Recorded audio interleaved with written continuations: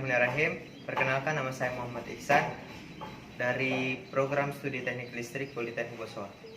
Perkenalkan, nama saya Anjas Renanda Bahtiar, mahasiswa teknik listrik Politeknik Bosowa.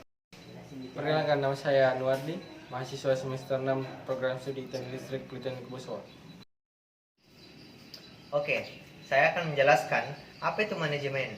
Manajemen adalah sesuatu yang diperlukan untuk mengolah aktivitas untuk mencapai tujuan dengan efektif dan efisien.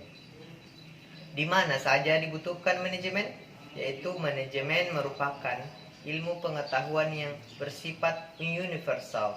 Yang pertama, yang tersusun secara sistematis dan mencangkup kaidah-kaidah ilmu dan prinsip-prinsip dan konsep-konsep yang cenderung benar dalam semua situasi manajerial. Manajer harus memiliki pengetahuan dan keterampilan dalam bidang manajemen dan juga dituntut untuk bersifat fleksibel dalam menyesuaikan diri dengan situasi dan kondisi lingkungan yang selalu berubah-ubah. Manajer melakukan proses manajemen, mengoptimalkan sumber daya yang ada untuk mengolah. Jadi, dapat disimpulkan bahwa manajemen organisasi adalah proses perencanaan, perorganisasian, pelaksanaan, dan pengawasan sumber daya organisasi, yang mana setiap orangnya memiliki tugas, peran, dan fungsi penting untuk mencapai tujuan organisasi. Baik, pada kesempatan kali ini saya akan menjelaskan tentang apa itu organisasi. Jadi, secara umum organisasi merupakan suatu wadah bagi beberapa orang yang memiliki tujuan yang sama. Organisasi juga memiliki tujuan yang harus dicapai bersama. Nah, dalam ilmu sosial, fungsi organisasi dipelajari oleh peneliti, terutama dari bidang sosiologi, ilmu politik, psikologi, dan juga manajemen.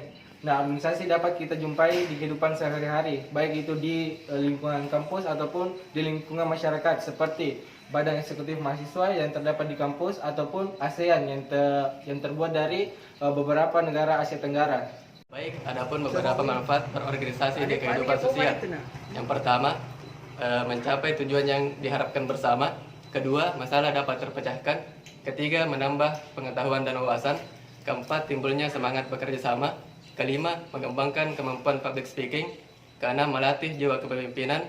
Ketujuh, membentuk emosional intelijen. Dan kedelapan, belajar membagi waktu. Proses dan fungsi manajemen. Manajemen adalah suatu ilmu atau kemampuan dalam mengelola segala sumber daya yang dimiliki agar tujuan yang ingin dicapai dapat terpenuhi. Stoner mendefinisikan manajemen sebagai suatu proses yang terdiri dari perencanaan, pengorganisasian, pengarahan, dan pengendalian. Perencanaan adalah dokumen yang dipakai untuk menggambarkan elemen apa saja yang terlibat.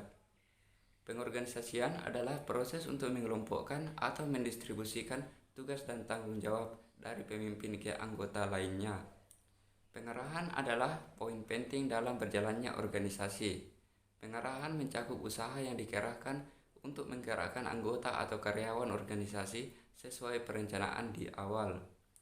Kemudian pengendalian adalah suatu hal yang paling krusial untuk memastikan bahwa semua berjalan sesuai di awal.